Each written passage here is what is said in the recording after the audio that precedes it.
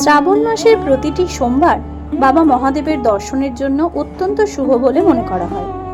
আর তাই আজ চলুন ঘুরে আসি কলকাতার 4টি বিখ্যাত শিব মন্দির থেকে, যেখানে মিলবে ভক্তি, ইতিহাস আর অপার আধ্যাত্মিক শান্তির এক অনন্য অনুভূতি। যদি আপনিও শ্রাবণের এই পবিত্র যাত্রায় আমাদের সঙ্গী হতে চান, তাহলে ভিডিওটি শেষ পর্যন্ত অবশ্যই দেখুন। হর হর মহাদেব।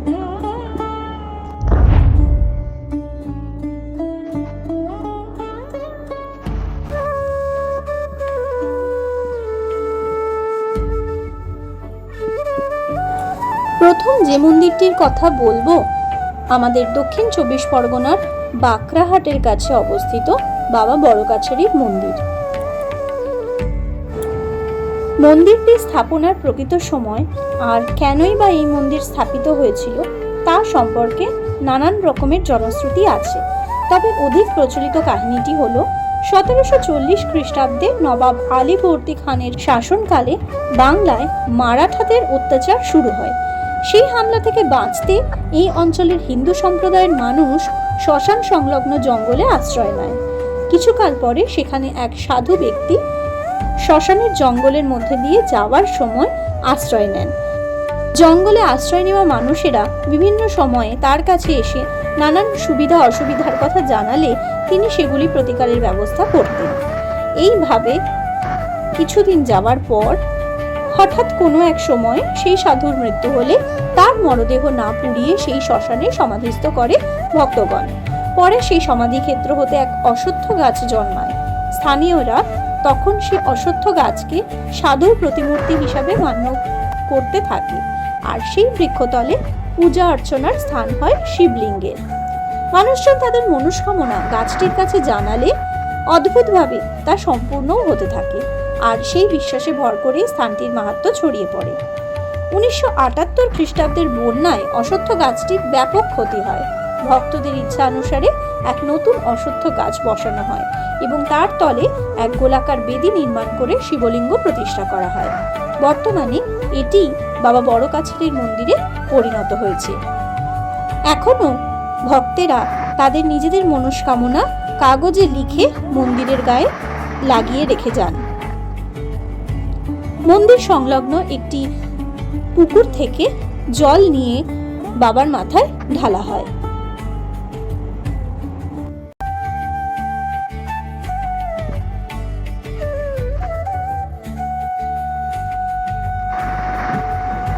ভক্তরা বলেন, এখনো বাবার কাছে এসে মনস্কামনা জানালে বাবা তা পূরণ করেন।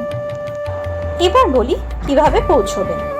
ডায়মন্ড হারবারের দিক থেকে আসতে গেলে ধর্মতলাগামী যে কোনো বাসে এসে ঠাকুরপুকুর বাজারে নামতে হবে এবং সেখান থেকে অটো পেয়ে যাবেন বড়কাছারি পৌঁছানোর জন্য। আর ট্রেনে আসলে মাঝেরহাটগামী যে কোনো ট্রেনে মাঝেরহাট স্টেশনে নামলে বড় রাস্তা থেকে অটো বা 75 নম্বর বাস ধরলে সোজা বড়কাছারি পৌঁছানো যায়।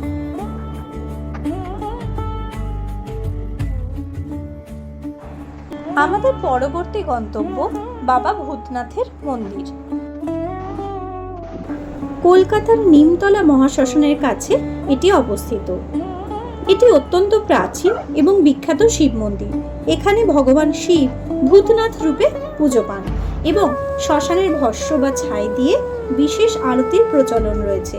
শত শত বছর ধরে ভক্তরা এখানে আসে এবং তাদের মনস্কামনা জানিয়ে যায়। এই মন্দিরের অবস্থান নিমতলা ঘাট এবং আহিরিটোলা ঘাটের ঠিক মাঝামাঝি জায়গায়, তাই ফেরিঘাট এবং ট্রেন পথেও এই মন্দিরে আসা যায়। হাওড়া স্টেশন থেকে দূরত্ব প্রায় 3 কিলোমিটার মতো। এছাড়া কলকাতার প্রধান মেট্রো বা বাস পথেও সহজেই এখানে পৌঁছানো যায়।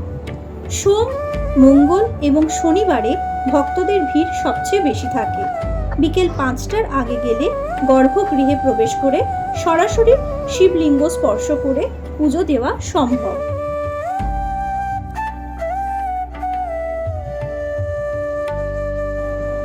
প্রায় 350 বছরের পুরনো ঐতিহ্যবাহী এই মন্দিরে শ্মশানের ছাই বা ভস্ম দিয়ে মহাদেবের পুজো করা হয়।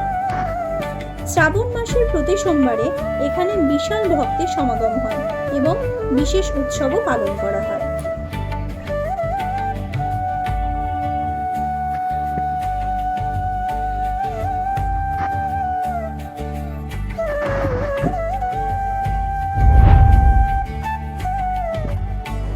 এরপর যে মন্দিরটির কথা বলবো, কলকাতার নিমতলা মহাশ্মশানের কাছেই অবস্থিত মোটা মহাদেব মন্দির।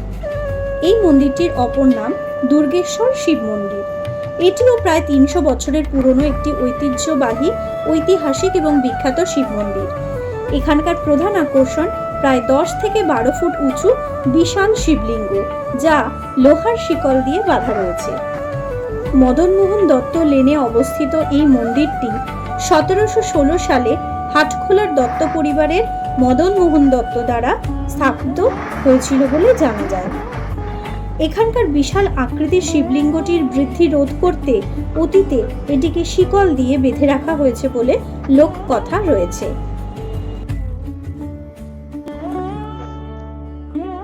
গায়ে বট অশ্বত্থের ঝুড়ি নিয়ে দণ্ডায়মান এই প্রাচীন মন্দির দেখে যেন মনে হয় কত ইতিহাস বুকে নিয়ে রয়েছে।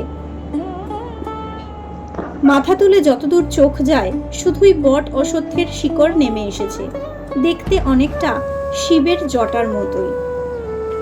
আটচালা এই মন্দিরেই রয়েছে বিশাল শিবলিঙ্গ। মন্দির নিয়ে লোকমুখে নানান কথা প্রচলিত রয়েছে। কেউ বলেন একদিন নাকি গর্ভগৃহের দরজা খুলে দেখা যায় শিবলিঙ্গ নেই, পরে গঙ্গা থেকে উদ্ধার করা হয় তাকে। সেই থেকে এখানে মহাদেবকে শিকল দিয়ে বেঁধে রাখা হয়েছে। এরপর আপনাদের নিয়ে যাব হাওড়ায় শালকিয়ায় অবস্থিত বঙ্গেশ্বর মহাদেব মন্দিরে। এই মন্দিরটি নতুন মন্দির নামেও পরিচিত।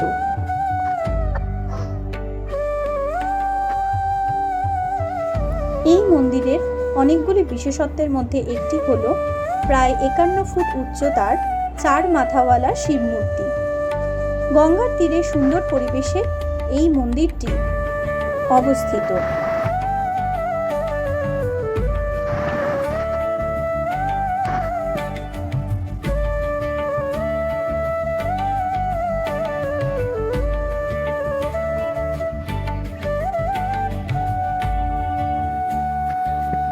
মূল শিব মন্দিরটি ছাড়াও এখানে রাধেশ্যাম, রাম সীতা, লক্ষ্মী নারায়ণের মন্দিরও রয়েছে।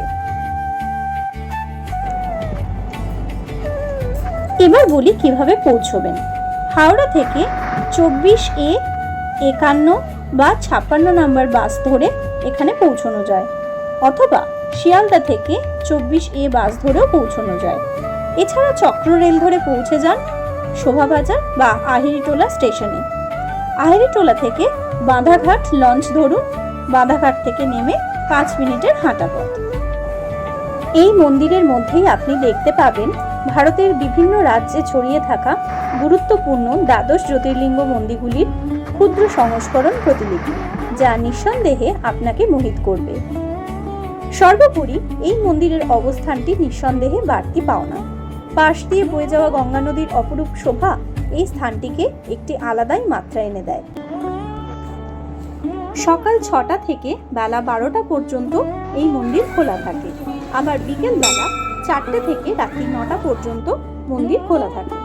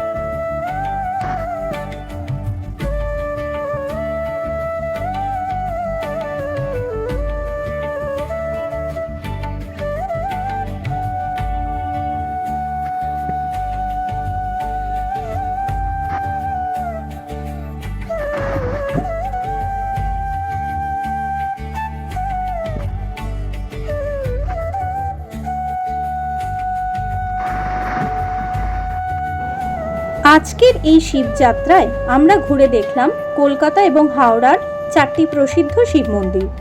যদি ভিডিওটি ভালো লাগে অবশ্যই লাইক করবেন, বন্ধুদের সাথে শেয়ার করবেন এবং চ্যানেলটি সাবস্ক্রাইব করতে ভুলবেন না। কমেন্টে জানাবেন আপনি এর মধ্যে কোন মন্দিরে গিয়েছেন আর পরের ভিডিওতে কোন তীর্থস্থান দেখতে চান। সবাই ভালো থাকুন। হর হর মহাদেব।